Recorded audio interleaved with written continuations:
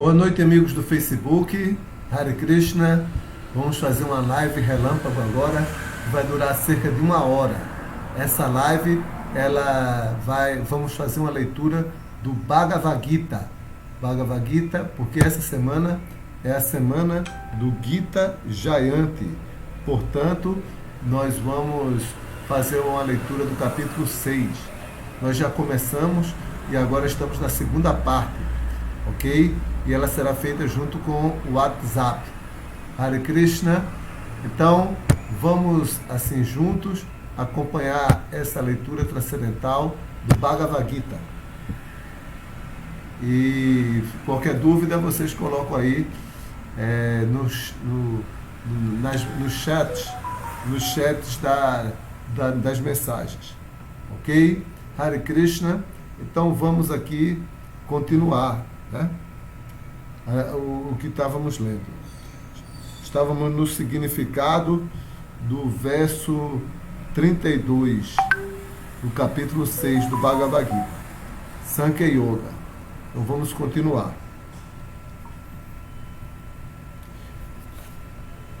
O ser vivo sofre porque se esqueceu da relação existente entre ele e Deus.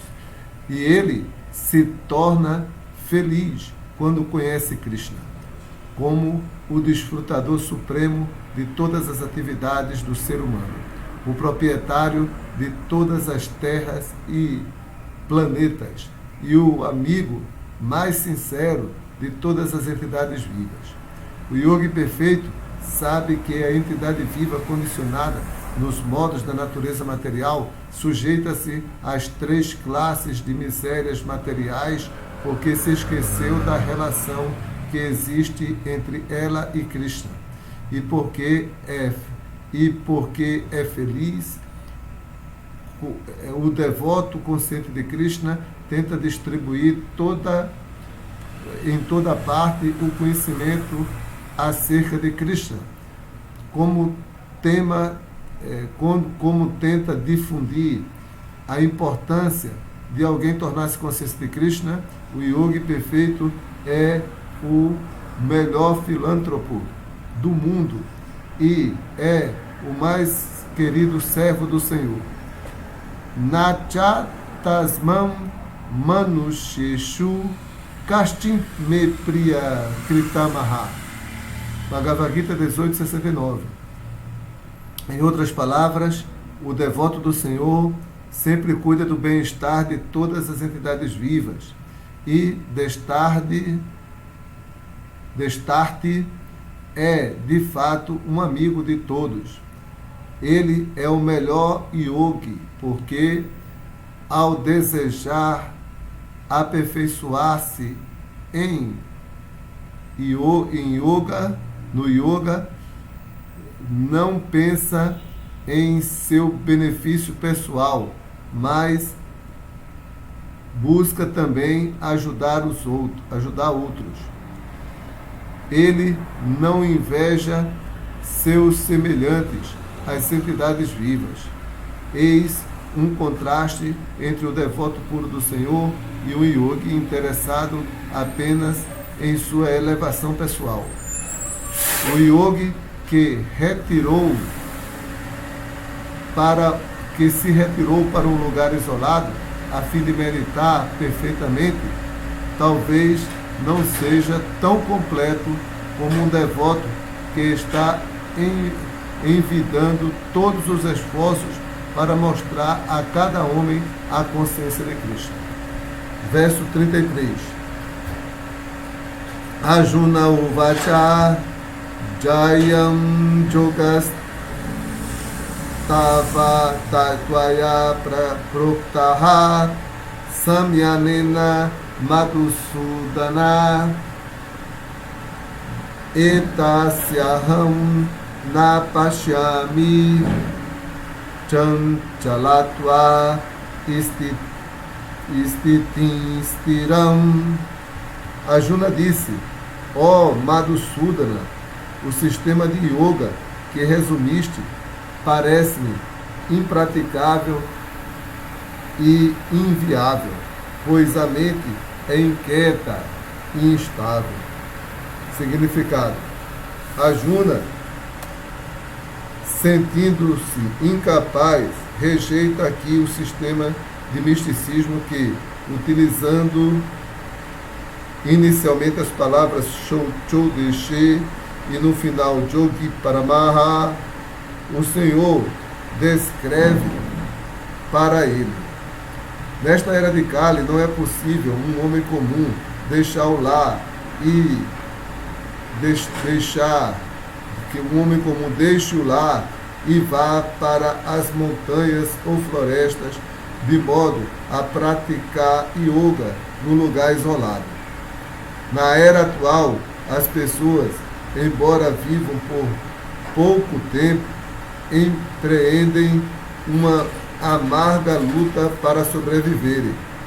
Se as pessoas não levam a sério a autorrealização através de meios simples e práticos, o que dizer então de adotarem este difícil sistema de yoga que regula o modo de vida, a maneira de sentar-se, a escolha de um lugar e o desapego da mente das ocupações materiais. Como homem prático, Arjuna pensava que era impossível seguir esse sistema de yoga, embora contasse com diversas condições favoráveis.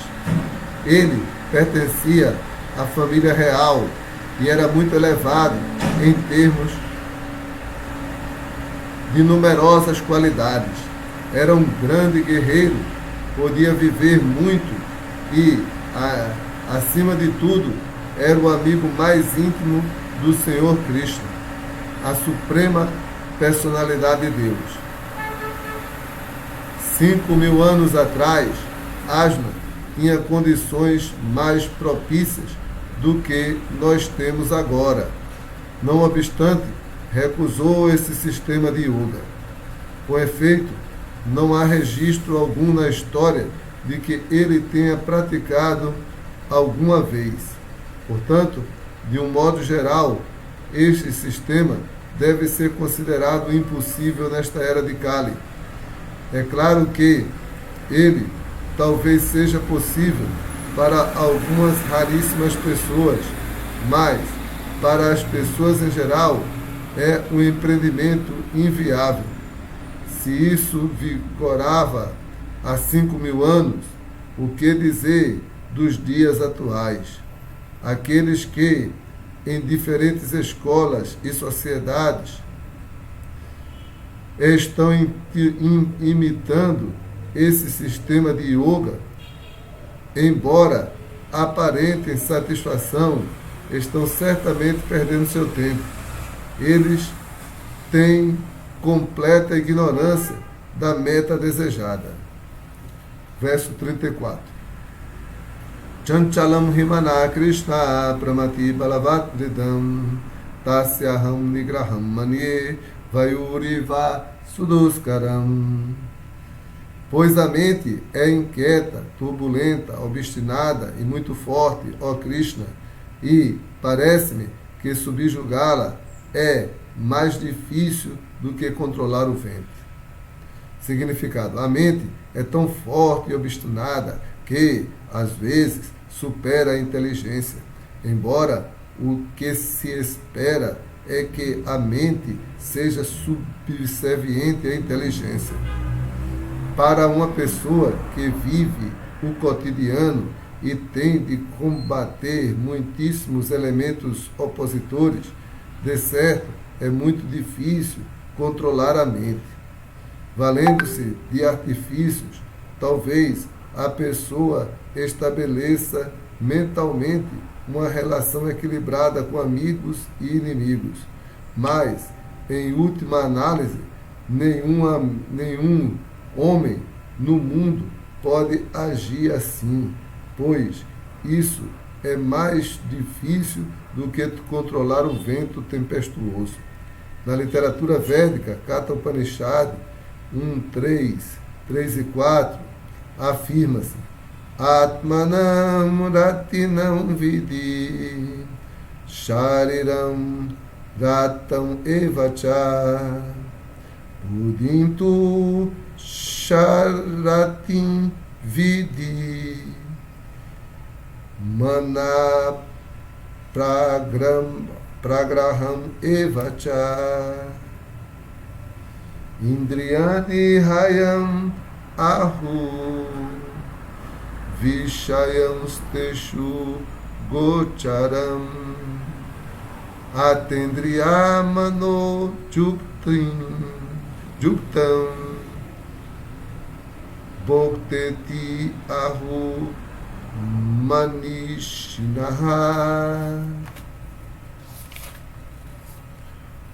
O indivíduo é o passageiro no corpo material e a inteligência é o condutor.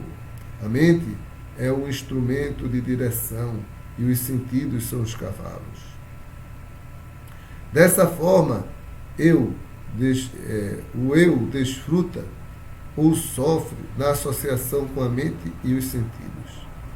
Esta ideia é defendida pelos grandes pensadores.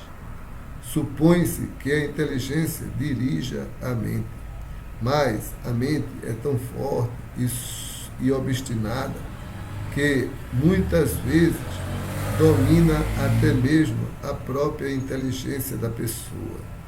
Assim como uma infecção aguda pode superar a eficácia do remédio. Presume-se que tal mente forte seja controlada pela prática de yoga, mas essa prática não é viável para uma pessoa que, como Ajna, tem de enfrentar o mundo. E o que se pode dizer do homem moderno? A analogia usada aqui é apropriada. Ninguém pode capturar a ventania. E é ainda mais difícil capturar a mente turbulenta.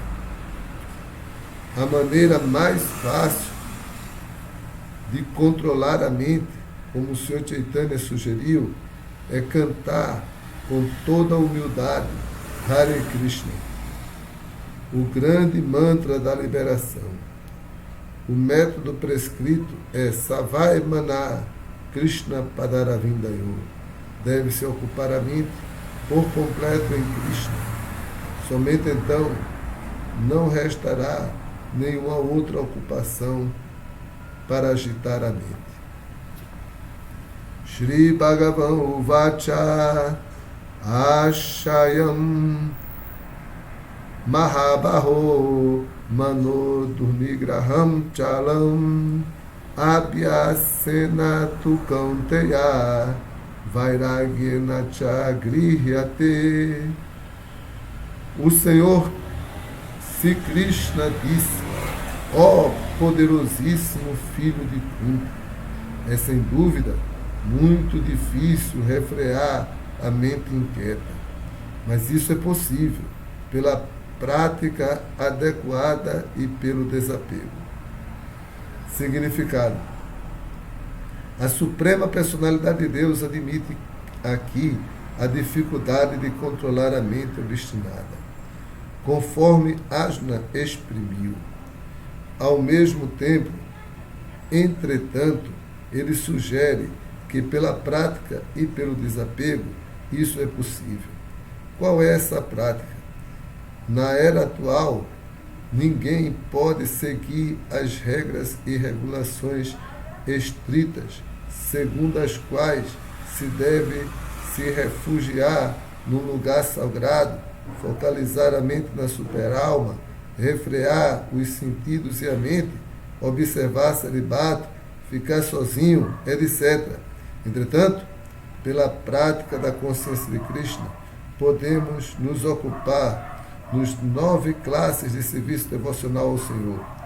A primeira e mais importante dessas ocupações devocionais é ouvir sobre Krishna. Este é um poderosíssimo método transcendental que elimina da mente todas as dúvidas. Quanto mais ouvimos sobre Krishna, mais nos iluminamos e nos desapegamos de tudo o que afasta a mente de Cristo, impedindo que a mente se interesse por atividades não devotadas ao Senhor. É muito fácil aprender vairagya. Vairagya significa desapego da matéria e ocupar a mente no espírito. O desapego espiritual, impessoal, é mais difícil do que fazer a mente se apegar às atividades de Krishna. Isso é prático porque ouvimos sobre Krishna. Logo, nos apegamos ao Espírito Supremo. Semelhante apego chama-se Parechanubhava, satisfação espiritual. É exatamente como o sentimento de satisfação que o homem faminto experimenta a cada bocada de alimento que come. Quanto mais come, quando tem fome, mais ele sente satisfação e felicidade. De modo semelhante, pela execução do serviço devocional, sentimos satisfação transcendental, à medida que a mente se desapega dos objetos materiais. É como curar uma doença por meio de tratamento hábil e dieta adequada. Ouvir sobre as atividades transcendentais do Senhor Krishna é, portanto, um competente tratamento para a mente louca. E comer o alimento oferecido a Krishna é a dieta apropriada para o paciente. Este tratamento é o processo da consciência de Krishna. Verso 36. Asya tatmana jogo dusprapa itime mati vashyatmanatu jatata shukyo vaptum upayataha. Para alguém cuja mente é desenfreada, a autorrealização é tarefa difícil. Mas aquele cuja mente é controlada e que se empenha por meios apropriados, certamente terá sucesso. Esta é minha opinião. Significado: a Suprema Personalidade de Deus declara que aquele que não aceita o tratamento adequado para que a mente se afaste da ocupação material, terá muita dificuldade em obter sucesso na autorrealização.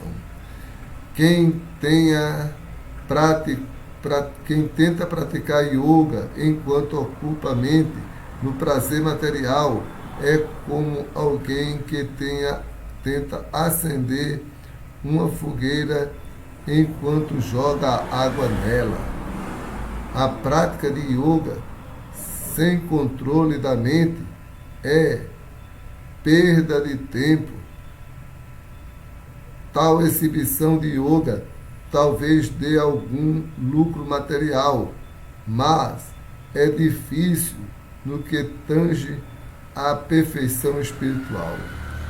Portanto, deve-se controlar a mente, ocupando-a sempre no transcendental serviço amoroso ao Senhor.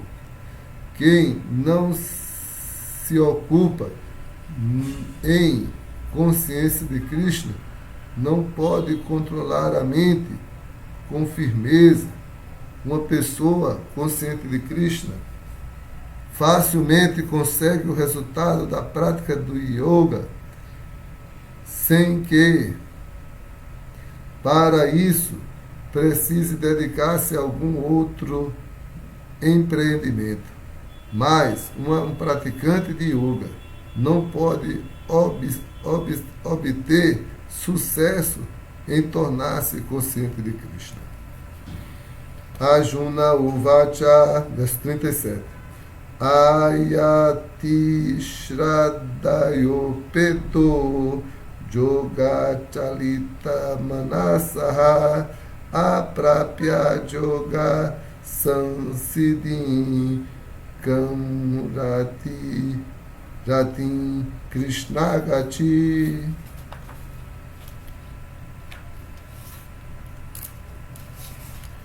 Tradução: Ó Krishna, qual é o destino do transcendentalista malogrado, que, no começo, adota com fé um processo de autorrealização, mas que, mais tarde, desiste devido à mentalidade mundana e, desse modo, não alcança a perfeição no misticismo? Significado: o caminho da autorrealização ou do misticismo é descrito no Bhagavad Gita. O princípio básico da autorrealização é o conhecimento de que a entidade viva não é o corpo material, mas é diferente dele, e sua felicidade está ligada à felicidade eterna, a bem-aventurança está ligada à vida eterna, à bem-aventurança e ao conhecimento, que são transcendentais acima do corpo e da mente. Busca-se autorrealização por meio do caminho do conhecimento, por meio da prática do sistema octuplo ou por meio do Bhakti Yoga. Em cada um desses processos deve-se passar a entender a posição constitucional da entidade viva, sua relação com Deus e as atividades pelas quais ela pode estabelecer o vínculo perdido e alcançar a fase mais elevada de perfeição, a consciência de Krishna.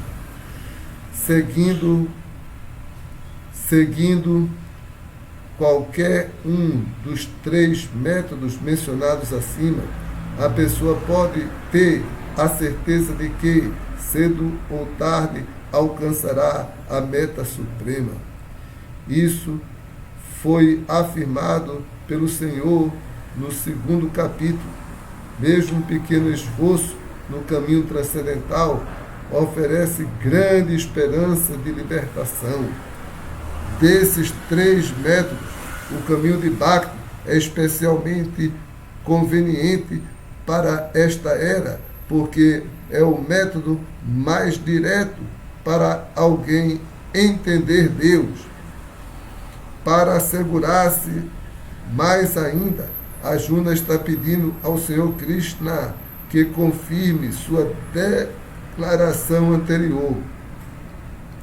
Talvez alguém seja sincero em aceitar o caminho da autorrealização, mas o processo do cultivo de conhecimento e a prática do sistema octuplo de yoga, de um modo geral, são muito difíceis para esta era.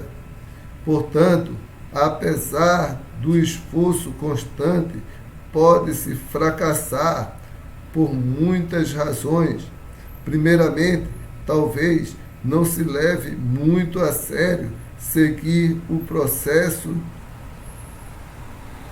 trilhar o caminho transcendental é como declarar uma guerra à energia ilusória. Em consequência, sempre que a pessoa tenta escapar das garras dessa energia, esta arma várias armadilhas para tentar derrotar o praticante. A alma condicionada está seduzida pelos modos qualitativos da natureza material e sempre há a possibilidade de que ela volte a se deixar seduzir, mesmo enquanto executa disciplinas transcendentais. Isso se chama Yogachalita Manasaha. desvia-se do caminho transcendental. Desviar-se do caminho transcendental. Arjuna está curioso sobre o que se reserva àquele que se desvia do caminho da autorrealização. Verso 38. Kastin no baya vibastas tinabaram ivanashyati praaprapisto mahabaho vimudo brahmanapari pati. Ó Krishna de braços poderosos, será que tal pessoa se afasta do caminho da transcendência? Não estraga? Será que a pessoa que se afasta do caminho da transcendência não estraga seu sucesso espiritual e material e sucumbe como uma nuvem destroçada, sem qualquer posição nem esfera alguma? Significado: para progredir existem dois caminhos. Aqueles que são materialistas não se interessam pela transcendência. Portanto, eles estão mais interessados em progresso material por meio do desenvolvimento econômico ou em promoção aos planetas superiores, por meio de obras apropriadas.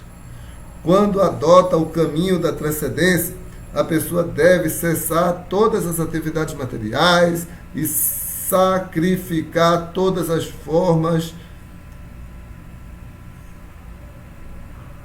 da aparente felicidade material.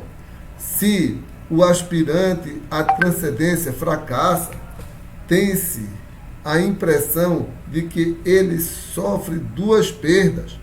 Em outras palavras, ele não pode gozar da felicidade material nem do sucesso espiritual. Ele não tem posição. Ele é como uma nuvem destroçada. No céu, uma nuvem às vezes se desvia de outra pequena e se junta a uma grande. Se ela, no entanto, não conseguir juntar-se a uma grande, é soprada pelo vento e voa no céu, no vasto firmamento. O Brahmanapati é o caminho da percepção transcendental, onde a pessoa passa a conhecer-se como essência espiritual, parte integrante do Senhor Supremo, que se manifesta como Brahman, Paramatma e Bhagavan. O Senhor Sri Krishna é a mais completa manifestação da superalma, da suprema verdade absoluta, em virtude do que alguém que esteja rendido à suprema personalidade, à pessoa suprema, é um transcendentalista bem-sucedido. Para alcançar esta meta da vida através do processo em que se compreende Brahman e Paramatma, são necessários muitíssimos nascimentos, Bahunam, Jamanamante. Portanto, o caminho superlativo da percepção transcendental é Bhakti Yoga, ou consciência de Krishna, o método direto. Verso 39. Etam me sanshayam Krishna chetum arasi asheshataha tuat anya sanshayasya sanshayasya cheta nahi upadyate. Tradução: esta é a minha dúvida, ó Krishna, e peço-lhe que dissipes por completo. À exceção de ti, não se pode encontrar alguém que possa dirimir esta dúvida. Significado: Krishna é o perfeito conhecedor do passado, do presente e do futuro. No princípio do Bhagavad Gita, o Senhor disse que todas as entidades vivas existiam individualmente no passado, existem agora e no presente e continuarão mantendo a sua identidade individual no futuro, mesmo após liberarem-se do enredamento material. Logo, ele já esclarecera qual o futuro da entidade viva individual.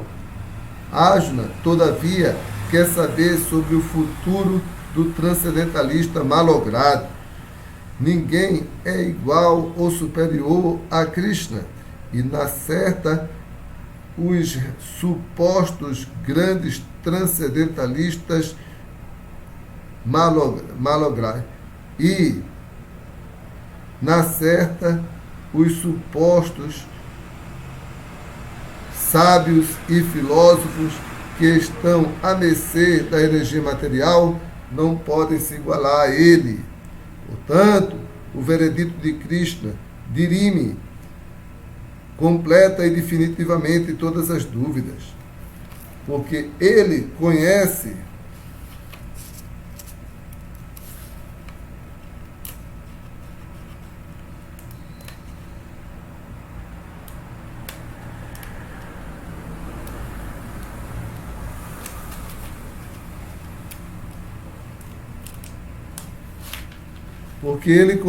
com perfeição o passado, o presente e o futuro. Ninguém o conhece. Somente Krishna e os devotos conscientes de Krishna podem conhecer as coisas como de fato são. Shri Bhagavan Vacha Partanaiveha Namutra Vishnashas Tasya Vidyate Nahi Kalyana Kritkashti Durgatim Tatagachati. A Suprema Personalidade de Deus disse: filho de Prita, um transcendentalista,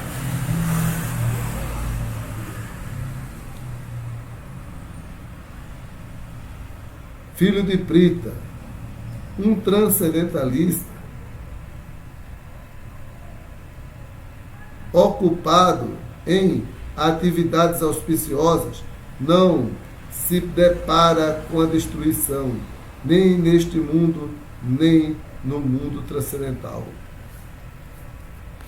Quem faz o bem, meu amigo, jamais é vencido pelo mal.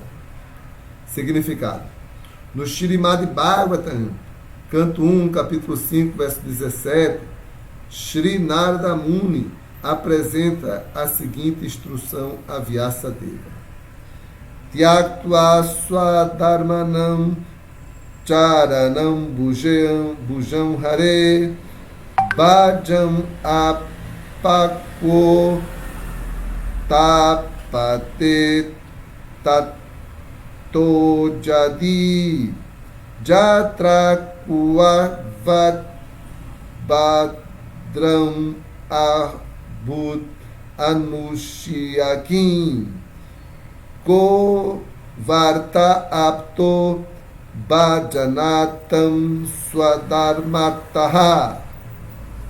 Se alguém abandona todas as perspectivas materiais e se refugia por completo na suprema personalidade de Deus, não sofre nenhum tipo de perda ou degradação. Por outro lado, embora se ocupe plenamente em seus deveres ocupacionais, o não devoto pode acabar não ganhando nada. Há muitas atividades, tantas aquelas relatadas nas Escrituras como quanto às costumeiras que propiciam um bom desenvolvimento material.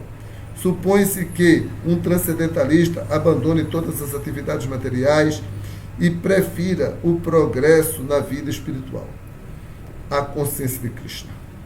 Talvez argumente-se que, pela consciência de Krishna, o devoto, desenvolvendo esta consciência por completo, possa conseguir a perfeição mais elevada. Mas, se ele não atinge esta etapa de perfeição, perde tanto material quanto espiritualmente.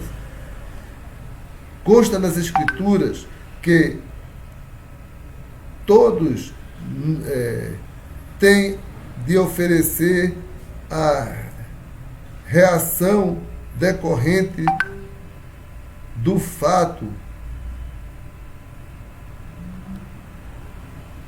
de não executarem os deveres prescritos.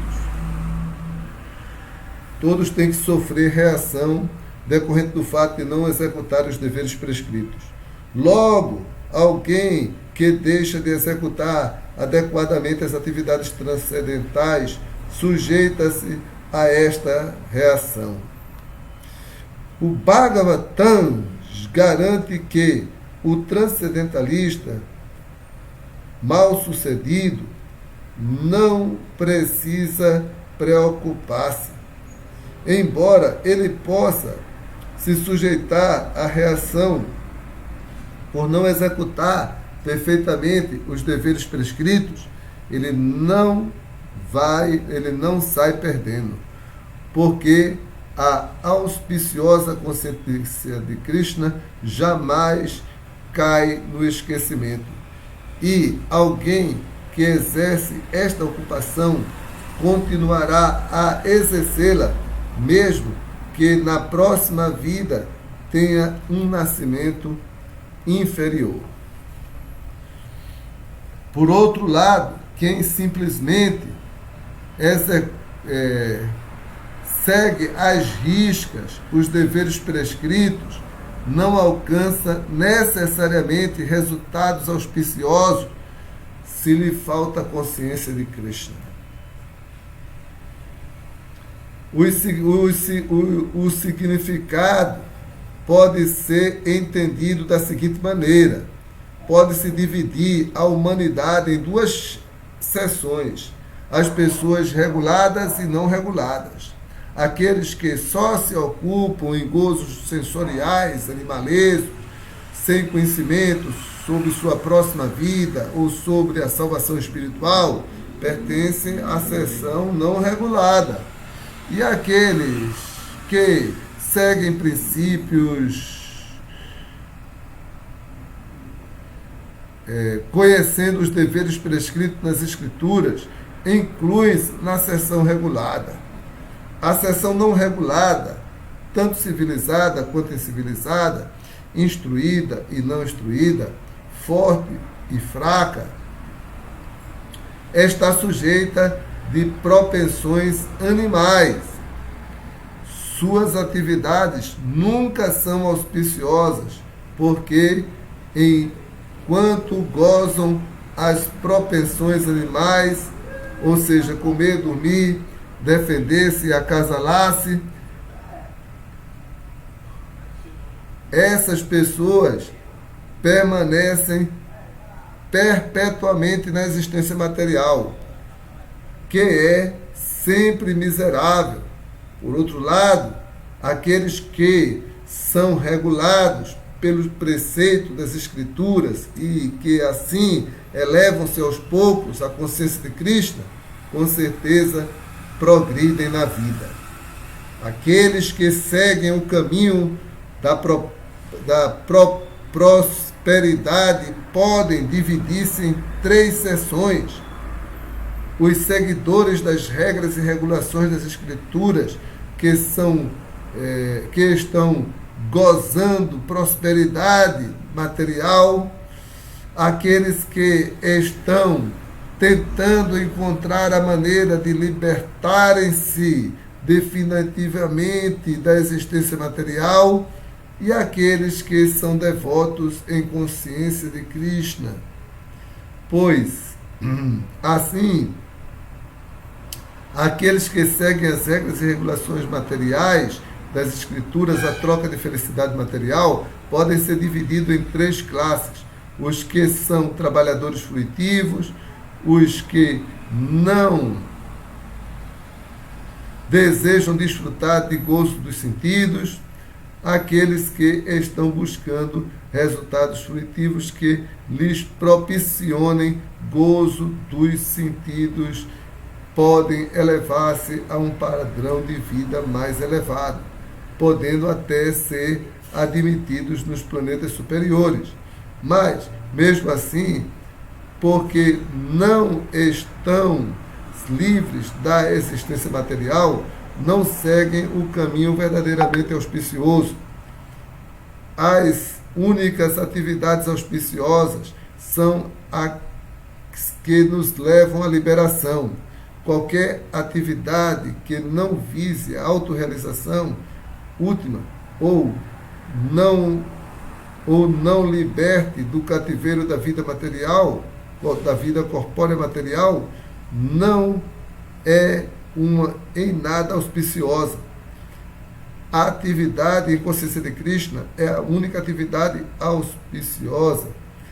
E qualquer um que voluntariamente aceite todos os incômodos físicos para progredir no caminho da consciência de Krishna pode considerar-se um transcendentalista perfeito que se submete a rigorosas austeridades. E aí, porque o sistema octuplo de yoga presta-se a que se compreenda definitivamente a consciência de Krishna, esta prática também é auspiciosa. E alguém que esteja se empenhando a fundo neste empreendimento não precisa temer a degradação. Verso 41. Prapya punya kritam lokam ashitva shashwati samaha sutinam shrimatam gehe yogabrasto vijayate. Verso 41. Após muitíssimos anos de gozo nos planetas habitados por entidades vivas piedosas, o yogi malogrado nasce numa família de pessoas virtuosas ou numa família aristocrática e rica. Significado: os yogis mal-sucedidos dividem-se em 2 classes. Numa estão aqueles que caem após pouquíssimo progresso e, na outra, aqueles que caem após longa prática de yoga. O yogi que cai após um curto período de prática vai para os planetas superiores, aos quais tem acesso entidades vivas piedosas. Depois de viver lá prolongadamente, é mandado de volta a este planeta para nascer na família de um Brahmana Vaishnava virtuoso ou de mercadores aristocráticos. O verdadeiro propósito da prática de yoga é conseguir a perfeição máxima, a consciência de Krishna, como se explica no último verso deste capítulo. Porém, aqueles que não perseveram até este ponto e que falham devido às seduções materiais, têm, pela graça do Senhor, permissão de desenvolver suas propensões materiais. E, depois disso, eles recebem a oportunidade de viver vidas prósperas em famílias virtuosas ou aristocráticas. Aqueles que nascem em tais famílias podem tirar proveito das condições favoráveis e tentar elevar-se à plataforma da consciência de Krishna. Verso 42. Atava joginam eva kule bhavati dimatam etadi dulabataram loke jama jatidrisham.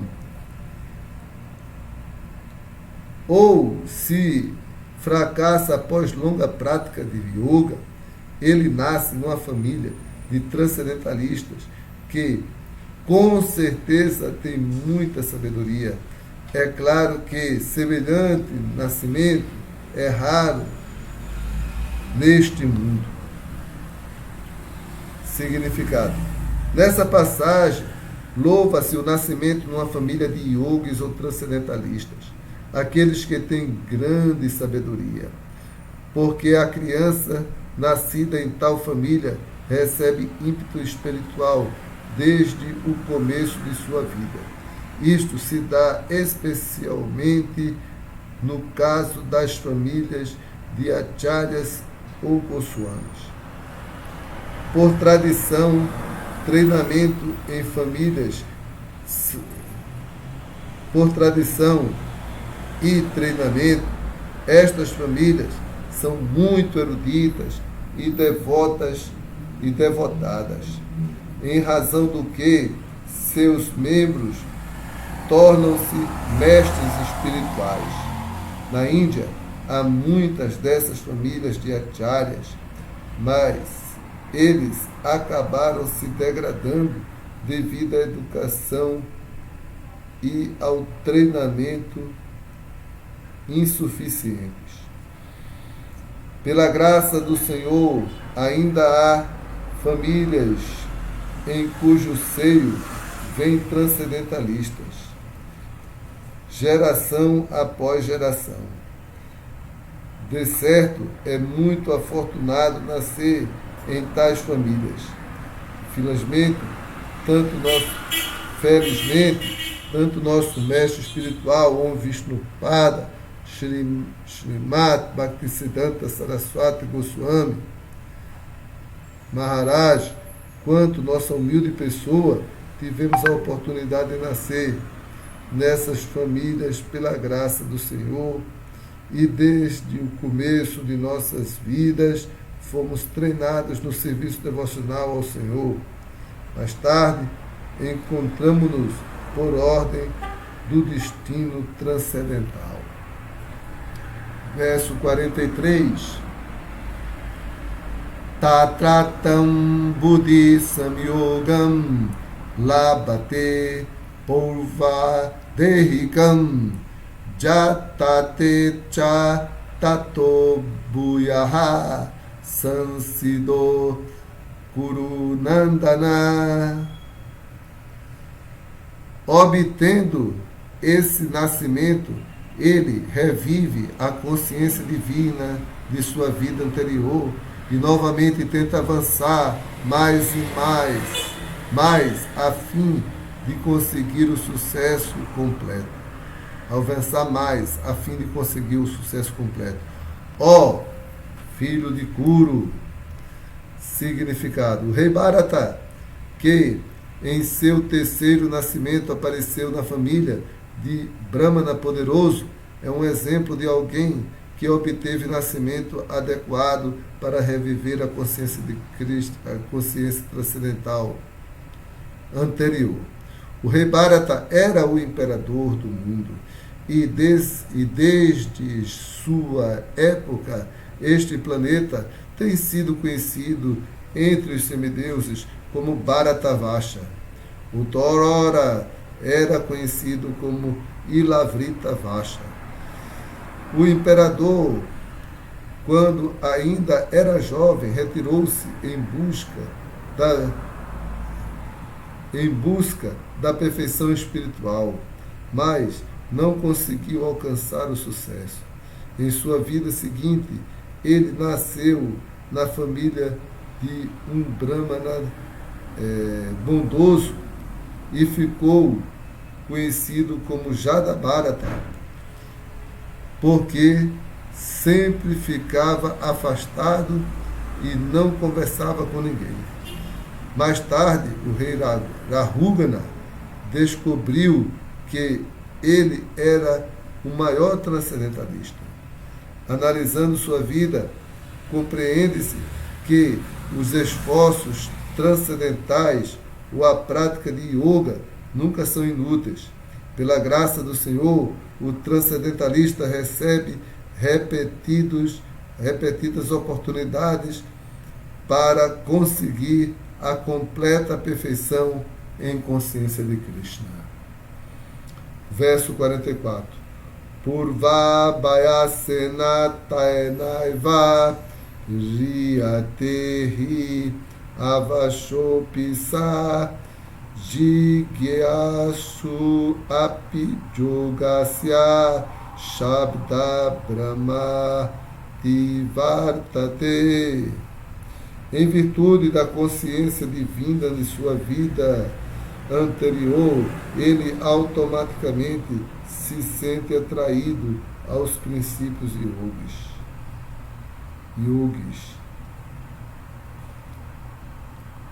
Mesmo em sua busca, este transcendentalista, esse transcendentalista inquisitivo, sempre está acima dos princípios ritualísticos das Escrituras. Os yogis avançados não sentem nenhuma atração pelos rituais das Escrituras, mas são automaticamente atraídos aos princípios do yoga, que podem elevá-los à consciência de Krishna e a consciência de Krishna, a perfeição máxima do yoga. O Srimad Bhagavatam, canto 3, capítulo 33, verso 7, explica da seguinte maneira este desinteresse do transcendentalista,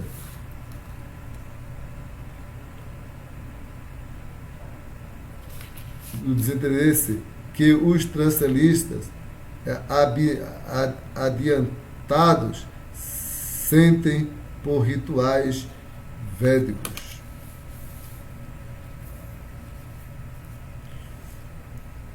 Aho bata swapacho togyariyam jat jivagre vartate namatubhyam te pustapas te juhuvu sasmu arya brahmatnuchu namagrinanti jete.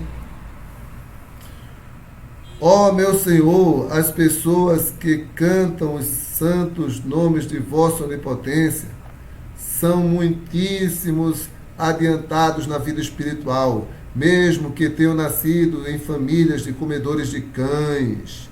Essas pessoas, sem dúvida, executaram todas as espécies de atividades, de austeridades e sacrifícios. Banharam-se em todos os lugares sagrados e concluíram todos os estudos das Escrituras. Um exemplo famoso que torna isso, que confirma isso, foi o apresentado pelo Sr. Chaitanya. Aceitou Thakura Haridasa como um de seus discípulos mais importantes. Embora tivesse nascido em uma família muçulmana, Thakura Haridasa foi elevado ao posto de Namacharya pelo Sr. Chaitanya, devido ao fato de que ele seguiu rigidamente o seguinte princípio: cantar todos os dias 300.000 santos nomes do Senhor. Hare Krishna, Krishna Krishna, Hare Hare, Hare Rama, Rama Rama, Hare Hare. E porque cantava constantemente o santo nome do Senhor, compreende-se que em sua vida anterior ele certamente se submeteu a todos os métodos ritualísticos dos Vedas, conhecidos como Shabda Brahma. A não ser que se esteja purificado, não é possível adotar a princípio os princípios da consciência de Krishna ou se ocupar no canto do santo nome do Senhor. Hare Krishna. Verso 45. Prayatna jata manastu jogi samshuddha kyubisha aneka jama sansidas tato jati parangatim. E quando, com esforço sincero, o yogi ocupa-se em continuar progredindo, limpando-se de todas as contaminações, afinal atinge a meta suprema, alcançando a perfeição depois de praticar durante muitíssimos nascimentos. Significado: alguém nascido em uma determinada família virtuosa, aristocrática ou sagrada, fica ciente de sua condição favorável à execução da prática de yoga. Com determinação, portanto, recomeça sua tarefa inacabada e purifica-se por completo de todas as contaminações materiais. Quando finalmente livra-se de todas as contaminações, ele alcança a perfeição suprema, a consciência de Krishna. A consciência de Krishna é a fase perfeita na qual se está livre de todas as contaminações. Isto é confirmado nos Bhagavad Gita. Jesham tu antagatam papam jananam punya karmanam tedvandva mohanir mukta bhajantimam dridavrataha. Após executar atividades piedosas durante muitíssimos nascimentos, a pessoa, tendo se livrado por completo de todas as contaminações e de todas as dualidades ilusórias, ocupa-se no transcendental serviço amoroso ao Senhor. Verso 46. Tapasvibhyo dikojogi jnanibhyo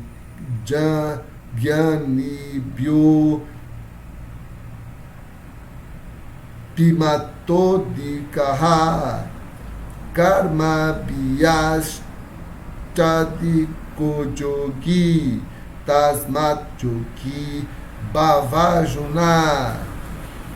Um yogi é maior do que o asceta, maior do que o empirista e maior do que o trabalhador fruitivo. Portanto, ó Ajna, em todas as circunstâncias, ser um yogi. Significado. Quando falamos de yoga, referimos-se ao processo pelo qual ligamos nossa consciência à suprema verdade absoluta. Conforme o método específico adotado, vários praticantes dão a este processo diferentes nomes. Quando no processo unitivo predomina as atividades fruitivas, ele chama-se Karma Yoga.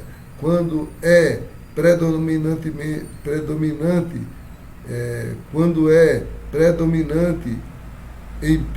predominantemente empírico, o processo chama-se Jnana Yoga. E quando predomina uma relação devocional com o Senhor Supremo, chama-se Bhakti Yoga. Bhakti Yoga, ou a consciência de Krishna, é a perfeição última de todas as yogas, como se explica no próximo verso. Nessa passagem, o Senhor confirma a supremacia do yogi, mas ele não menciona que ele é o melhor do que o Bhakti. Bhakti Yoga é conhecimento transcendental pleno, motivo pelo qual nada pode exceder Bhakti Yoga. O ascetismo sem autoconhecimento é empírico. O conhecimento empírico sem rendição ao Senhor Supremo também é imperfeito. E trabalho fruitivo sem consciência de Krishna é perda de tempo. Portanto, a mais altamente elevada forma de execução de yoga mencionada aqui é Bhakti Yoga, e isto se explica de maneira mais claramente no próximo verso. Yoginam api sarvesham madgatena taratmana shraddhavam bhajate jomam sabe juktamo mataha.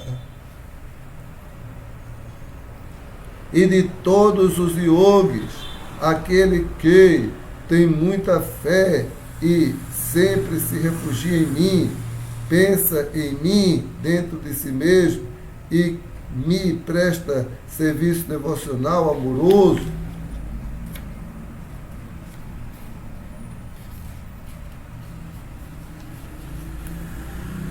é o mais intimamente unido a mim em yoga e é o mais elevado de todos.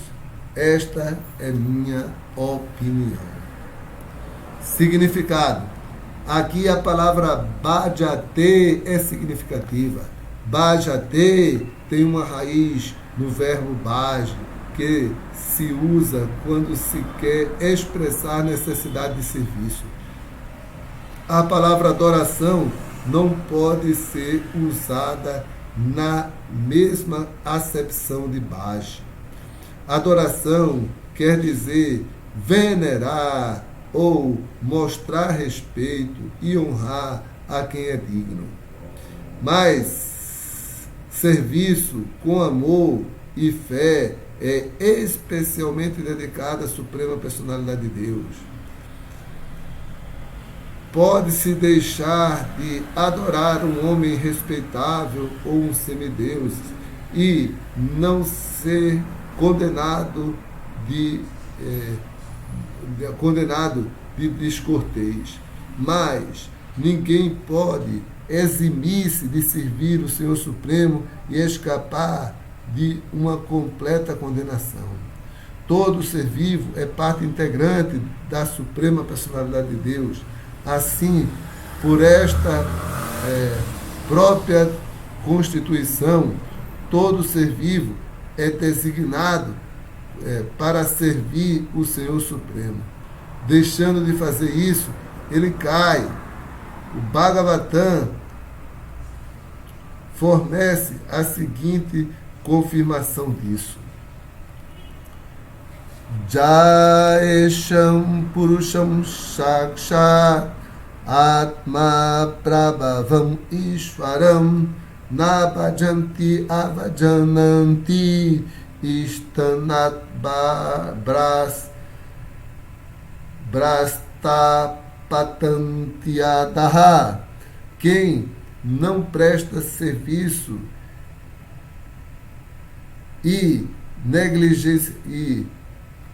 quem não prestar serviço e negligenciar seu dever para com o Supremo Primordial, que é a fonte de todas as entidades vivas, de certo cairá de sua concepção, de sua posição constitucional. Neste verso, também se usa a palavra para bhajanti.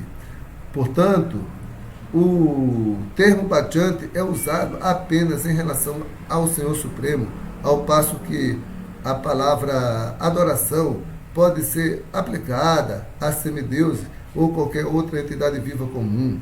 A palavra avajananti, usada neste verso do Śrīmad Bhagavatam, também se encontra no Bhagavad Gita. Avajananti Mamuda. Somente os tolos e patifes zombam da minha suprema personalidade de Deus. Zombam da suprema personalidade de Deus, o Senhor Krishna. Esses tolos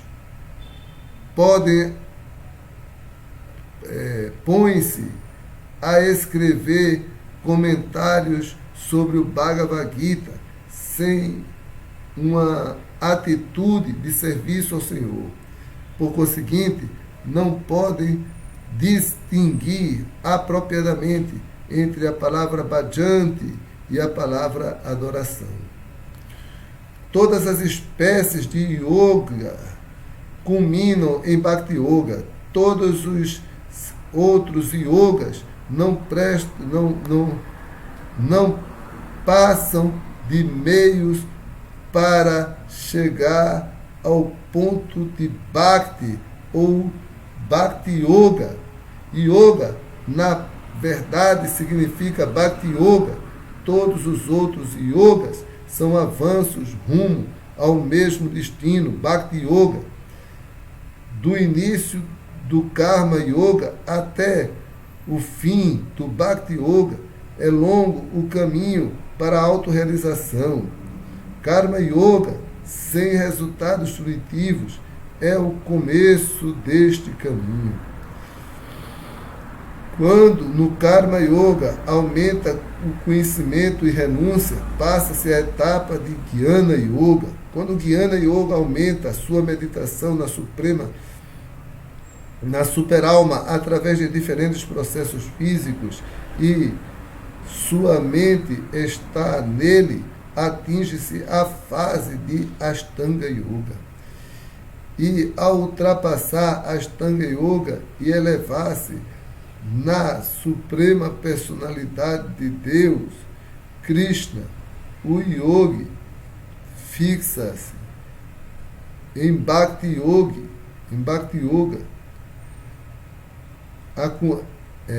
a culminação.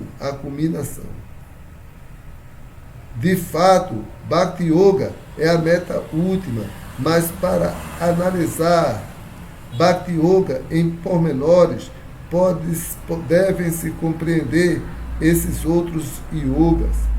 O yogi que é progressista está, portanto, no verdadeiro caminho da boa fortuna eterna. Aquele que não se mantém num determinado ponto e não continua o progresso é designado por este nome específico: Karma Yogi, Jnana Yogi, Dhyana Yogi, Raja Yogi, Rata Yogi, etc. Se alguém tem imensa fortuna de chegar ao ponto de Bhakti Yoga, deve-se entender que ele suplantou todos os outros yogas.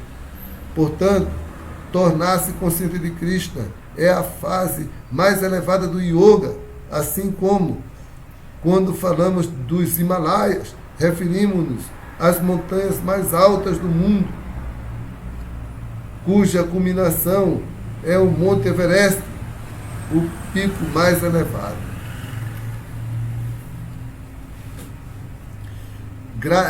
Graças à boa fortuna, alguém adota o caminho da Bhakti Yoga e chega à consciência de Krishna para seguir a orientação védica e tornar-se bem-sucedido.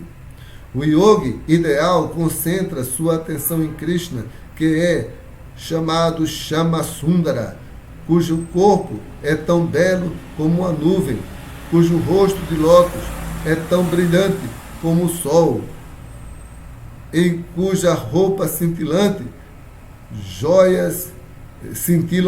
cuja roupa cintilam joias e cujo corpo tem guirlanda de flores. Seu brilho reluzente, que é chamado Brahma-jyoti, ilumina todos os lados. Ele faz seu advento em diferentes formas, tais como Rama, Nrsimha, Varaha e Krishna. A Suprema Personalidade de Deus, Krishna, a Suprema Personalidade, e desce como um ser humano, como o filho de Mãe Yashoda, e é conhecido como Krishna, Govinda e Vasudeva. Ele é o filho amado, querido, amigo e amo perfeito, e ele é pleno de todas as opulências e qualidades transcendentais. Se alguém permanece deveras consciente desses aspectos do Senhor, é chamado o yogi mais elevado. Esta etapa de perfeição máxima em yoga só pode ser alcançada através da Bhakti Yoga, como se afirma em toda a literatura védica. Jasya deve para bhakti jata deve tata guru tasya itehyata prakashante mahatmanaha.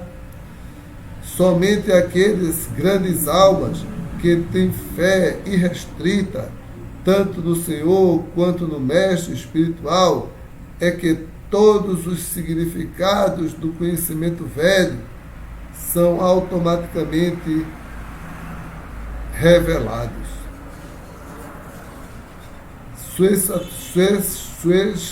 Shvetashvatara Upanishad 6:23.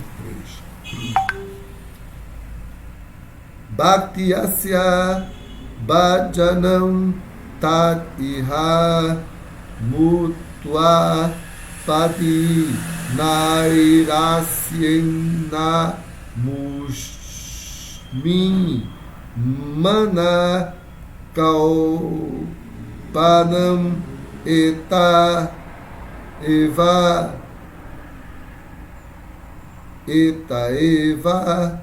Manushin Naiskarmyam. Bhakti significa serviço devocional ao Senhor, serviço este livre de todo tipo de lucro material.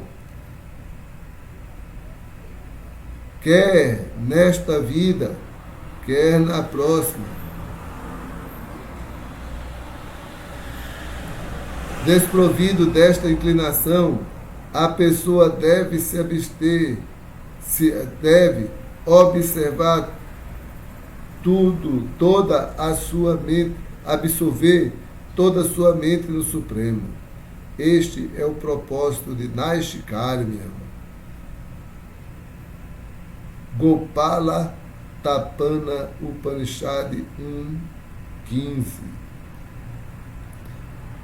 Estes são alguns dos meios para a execução de Bhakti, ou consciência de Krishna, a mais elevada fase de perfeição do sistema de Yoga. Neste ponto encerram-se os significados Bhakti Yoga do 6º capítulo do Śrīmad Bhagavad Gita, que se trata de Dhyana Yoga. Jai Hare Krishna! Então, terminamos o nosso Jagya de hoje, né? Vamos dar uma olhadinha aqui no Facebook, se tem alguém aqui ao vivo, ou se alguém passou e deixou um like. Sim, aqui Maria da Glória Viana deixou um like aqui. Namastê, Hare Krishna, ok? Também aqui deixou um like, Davi Alexandre Damanjaya, Haribol, Hare Krishna, também deixou aqui uma mensagem. E aqui nós temos também Davi Alexandre Damanjaya, Hare Krishna, e ele novamente, algumas mensagens dele. Hare Krishna, vamos dar uma olhadinha aqui, se tem alguém ainda ao vivo. Tem uma pessoa viva. Hare Krishna, nossas reverências. Vamos encerrar essa live cantando Hare Krishna, Krishna Krishna, Hare Hare, Hare Rama, Rama Rama, Hare Hare. E aproveitando para dar um maravilhoso boa noite consciente de Cristo para todos. Vamos, com essas palavras de Krishna do Bhagavad Gita, deixar a nossa mente muito feliz e satisfeita e sonhar com Krishna e seus devotos. Vamos encerrar agora. Hare Krishna, boa noite para todos. Hare Krishna.